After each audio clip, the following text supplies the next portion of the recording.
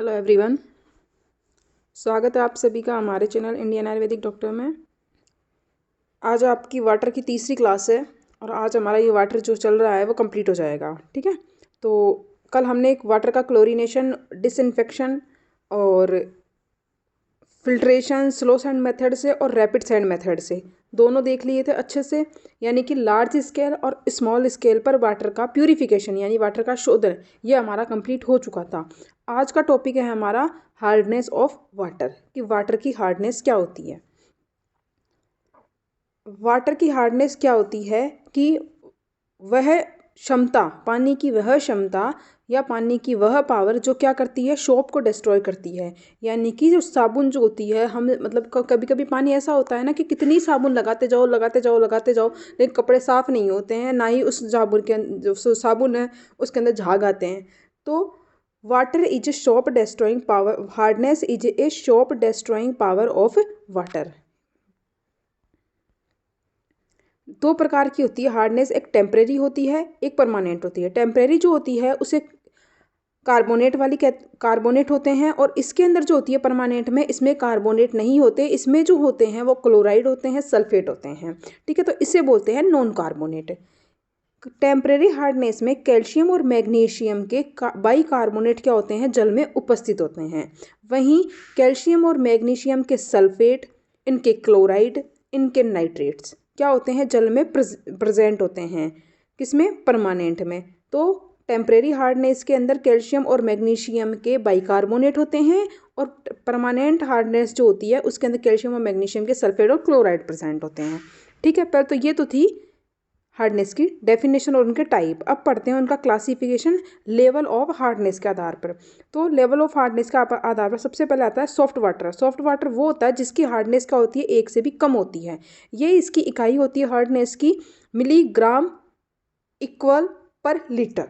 मतलब क्या होता है कि 50 मिलीग्राम कैल्शियम कार्बोनेट है, यानी कि 50 ppm की मात्रा, 50 मिलीग्राम कैल्शियम कार्बोनेट किस में प्रेजेंट है, 1 लीटर पानी में प्रेजेंट है। ये होता है 1 मिलीग्राम इक्वल पर लीटर, ये इसकी इकाई होती है। तो जिस पानी की हार्डनेस 1 से कम होती है, यानी 1 मिलीग्राम पर इक्वल पर लीटर, सॉरी 1 मिलीग्राम इक्वल पर लीटर से कम होती है, वो क्या होता है, सॉफ्ट वाटर होता है। मॉडरेटली हार्ड जो वाटर होता है वो 1 से 3 के बीच होती है जिसकी हार्डनेस। और सब हमारे जो पीने योग्य पानी होता है वो कौन सा ही होता है, मॉडरेटली हार्ड होना चाहिए। और ज़्यादा हार्ड वाटर होगा और उसकी कितनी होगी, 3 से 6 होगी हार्डनेस। और वहीं वेरी हार्ड वाटर जो होता है उसकी 6 से अबव होती है। ये लीटर में बताई हुई है। अब पीने योग्य पानी की हार्डनेस कितनी होनी चाहिए, मॉडरेटली हार्ड होना चाहिए, यानी 1 से 3 के बीच उसकी हार्डनेस रहनी चाहिए। अब डिसएडवांटेज क्या होते हैं हार्डनेस के, हार्डनेस अगर पानी में ज़्यादा होगी, अगर हार्डनेस ज़्यादा होगी तो इससे क्या होगी, सोप और डिटर्जेंट जो होते हैं वो ज़्यादा कंज्यूम होंगे, ज़्यादा साबुन और जो डिटर्जेंट हम यूज़ करते हैं वो खर्च होंगे हमारे।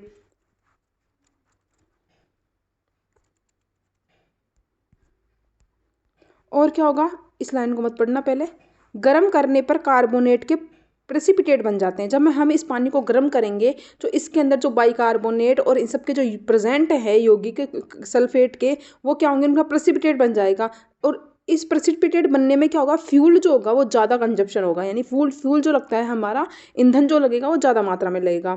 खाने के अंदर इस पानी का हम यूज करेंगे, जो हार्ड वाटर है, ज़्यादा हार्ड वाटर है उसका यूज़ करेंगे, तो क्या होगा, फूड जो होगा वो नेचुरल कलर जो होगा फूड का वो अपीयर नहीं होगा, डिसअपियर हो जाएगा। और कपड़े जो अगर इसी पानी से कपड़े धोते हैं तो उनकी लाइफ जो होती है, लाइफ जो होती है वो कम हो जाएगी, वो जल्दी ही यूजलेस हो जाते हैं। पाइप और टैप्स जो होते हैं उनकी लाइफ क्या हो जाती है, कम हो जाती है। अब पढ़ते हैं ट्रीटमेंट ऑफ हार्ड वाटर का। ट्रीटमेंट 3 तरीके से करते हैं। पहले तो उसकी हार्डनेस को रिमूव करना है, फिर फ्लोरिडेशन करना है, और फिर डीफ्लोरिडेशन ऑफ वाटर करना है। तो सबसे पहला मेथड है रिमूवल ऑफ हार्डनेस का, जिसके अंदर आते हैं कितने मेथड, 4 मेथड आते हैं। तो पहला आता है बॉइलिंग। बॉइलिंग कौन से हार्डनेस में की जाती है, टेम्परेरी हार्डनेस में की जाती है। यहाँ से आता है 2 नंबर का क्वेश्चन। ठीक है, मतलब 2 नंबर में आया हुआ क्वेश्चन है कि क्लार्क्स मेथड क्या होता है, ऐसे क्वेश्चन आए हुए हैं। तो बॉइलिंग के द्वारा क्या होती है, टेम्परेरी हार्डनेस को रिमूव किया जाता है। लेकिन ये क्या होता है, एक्सपेंसिव होता है बॉईल करना, और टाइम भी जो होता है इस प्रोसेस में क्या लगता है, ज़्यादा लगता है। वाटर को सॉफ्ट करने में टाइम क्या होता है, इसमें ज़्यादा लगता है। किस तरह से होती है टेम्परेरी हार्डनेस में, क्या पढ़ा था मैंने टेम्परेरी हार्डनेस में बताया कि पानी के अंदर पानी के अंदर कैल्शियम और मैग्नीशियम के क्या प्रेजेंट होते हैं, बाइकार्बोनेट प्रेजेंट होते हैं। तो क्या यही है टेम्परेरी हार्डनेस, CaSCO3। ठीक है, तो CaSCO3 है, इसको जब बॉईल करते हैं हम तो क्या होता है, CaCO3 इसका एक इनसॉल्यूबल प्रेसिपिटेट बनता है, H2O निकलेगा और CO2 निकलेगी। ठीक है, तो ये क्या होगा, पानी में रिएक्शन होगी इसको बॉईल करने पर। दूसरा मेथड आता है क्लॉर्क मेथड, जिसे क्या बोलते हैं, क्लॉर्क मेथड को एडिशन ऑफ लाइम को क्या करना, ऐड करना, और लाइम को ऐड करना ही क्या कहलाता है, क्लॉर्क मेथड कहलाता है। क्लॉर्क मेथड जो होता है किसके लिए होता है, टेम्परेरी वाटर के लिए होता है। बॉइलिंग और क्लॉर्क मेथड दोनों ही टेम्परेरी वाटर की हार्डनेस को दूर करते हैं, पानी की को। ठीक है, ये क्या होता है कि CaOH का होल ट्वाइस, ये क्या है, लाइम है, ये क्या है, टेम्परेरी हार्डनेस है, CaHCO3 का होल ट्वाइस। ठीक है, तो ये आपस में जब रिएक्शन करते हैं, लाइम और टेम्परेरी हार्डनेस ऑफ वाटर जब आपस में रिएक्ट करते हैं, जब हम टेम्परेरी हार्डनेस से युक्त वाटर जो है उसके अंदर अगर लाइम मिलाते हैं तो क्या होता है, CaCO3 का प्रेसिपिटेट बनेगा और H2O बनता है। ठीक है, उसके बाद आता है एडिशन ऑफ सोडियम कार्बोनेट, यानी कि सोडा ऐश का जब हम क्या करते हैं, उपयोग करते हैं, तो वो करते हैं टेम्परेरी और परमानेंट दोनों में, ये दोनों को रिमूव करता है। तो पहली रिएक्शन जो है इसमें दिखाई गई है वो परमानेंट के लिए, वो जो है टेम्परेरी हार्डनेस के लिए है।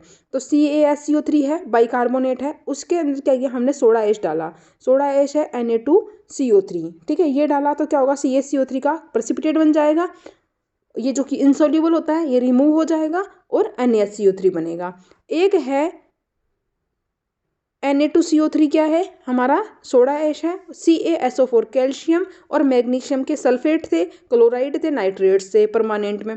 तो ये परमानेंट हार्डनेस है, इसके अंदर किया तो क्या रिएक्शन होगी, Na2SO4 बनेगी और क्या बनेगी, CaCO3 का प्रेसिपिटेट बन जाएगा। तो ये है एडिशन ऑफ सोडा लाइम, यानी कि सोडा ऐश के द्वारा क्या किया है हमने, वाटर का प्यूरिफिकेशन किया है, उसकी हार्डनेस को कम किया है। उसके बाद आता है परम्यूटेड मेथड या फिर बेस एक्सचेंज प्रोसेस। ये क्या होता है, जहाँ पर लार्ज वाटर सप्लाई होती है ना, उस एरिया में यूज किया जाता है, और ये टेम्परेरी और परमानेंट दोनों के लिए यूज होता है। ठीक है, तो ये दो मेथड सोडा ऐश के द्वारा और परम्यूटेड मेथड जो था वो दोनों के लिए है, और ये जो मेथड है ओनली टेम्परेरी हार्डनेस के लिए है। अब उसके बाद अब पढ़ते हैं परम्यूटेड मेथड।